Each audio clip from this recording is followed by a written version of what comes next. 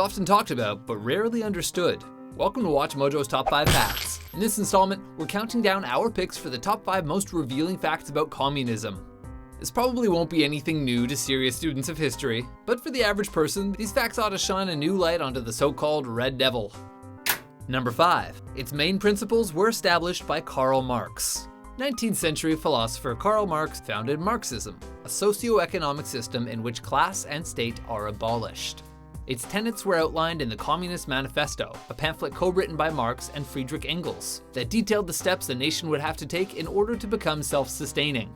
In the 160-plus years since its publication, Marxism has given way to communism and socialism, which are the main political implementations of the Marxist philosophy.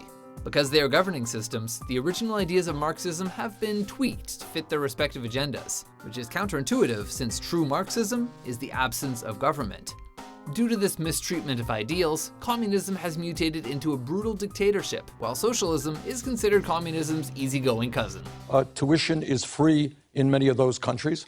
Excellent. They have excellent childcare, strong retirement benefits. They're often very strongly pro-environment, taking on climate change. It's still considered troublesome by many, but with more safeguards and individual rights. I guarantee you, these people have never been to a socialist country. I've been to a socialist country. Right. It's fine. We're Right. great. Number 4. The Cold War was a result of capitalism and communism clashing.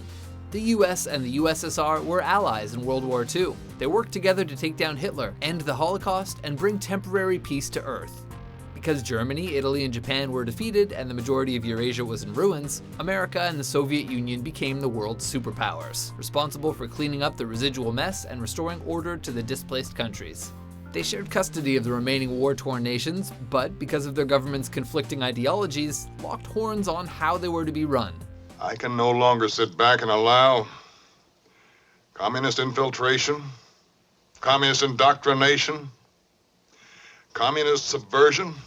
Before you knew it, walls were being built, deals were being broken, and countries were being invaded.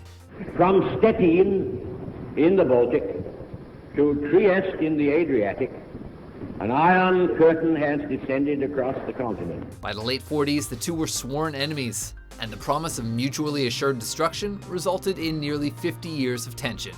But now they're totally besties. America loves Vladimir Putin. Number 3. The Red Scare turned artists into enemies. It is necessary to investigate before legislating, but the line between investigating and persecuting is a very fine one, and the junior senator from Wisconsin has stepped over it repeatedly.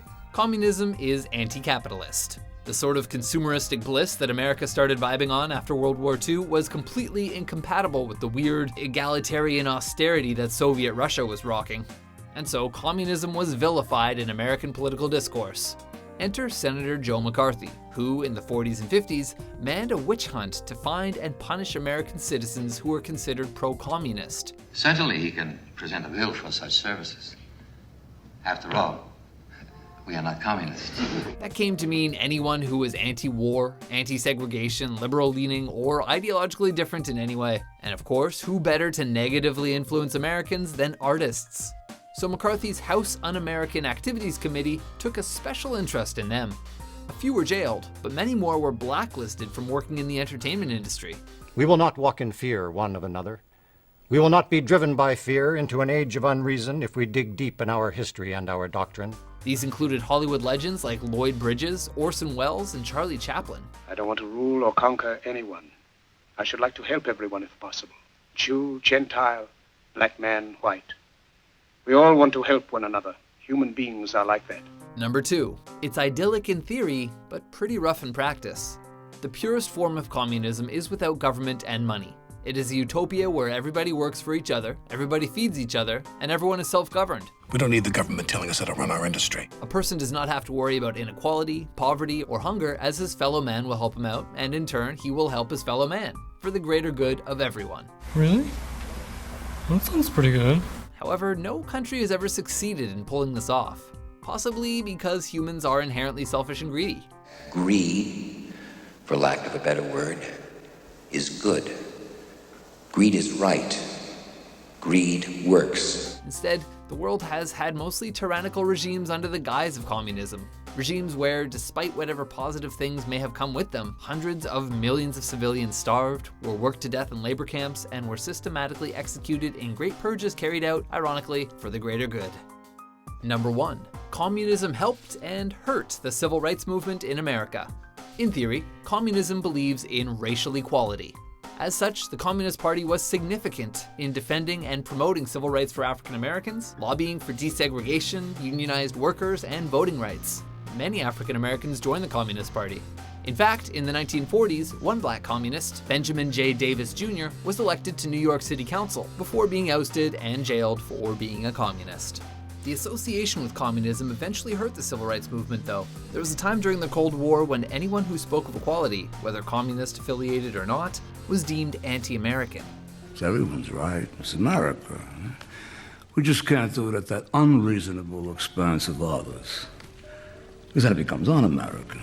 Some historians speculate if the Cold War had never happened, and the word equality hadn't gotten such a bum rap, civil rights would have been granted a lot earlier. We hold these truths to be self-evident, that all men are created equal. So, what do you think of communism? Can it ever live up to its lofty ideals? For more glorious revolutionary top 10s and blacklisted top 5s, be sure to subscribe to WatchMojo.com. Soldiers, in the name of democracy, let us all unite!